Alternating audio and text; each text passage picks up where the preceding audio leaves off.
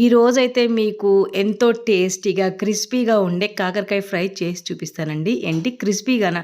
ఏంటక్కో మతుందా లేదా నీకు? ఇలా మాట్లాడుతున్నావు. క్రిస్పీగా ఎందుకుంటది కాకరకాయ అని మీకు డౌట్ రావచ్చు. కానీ నేను చెప్పిన పద్ధతిలో చేస్తే క్రిస్పీగా వస్తది. స్నాక్స్ తిన్నట్టు తినేయొచ్చనమాట. అంత టేస్టీగా ఉంటది. మరి ఇంకేమాత్రం ఆలస్యం చేయకుండా ప్రాసెస్ చూపిస్తాను పదండి. ఫస్ట్ అయితే కాకరకాయలు నీట్‌గా పైన చెక్కు మొత్తం తీసేసుకొని రౌండ్‌గా కట్ చేసుకోవాలండి. కట్ చేసుకున్న తర్వాత ఉప్పేసి కొంచెం సేపు పక్కన పెడితే మనకు కాకరకాయలో నుంచి అయితే ఇట్లా వాటర్ అయితే వస్తది కదా!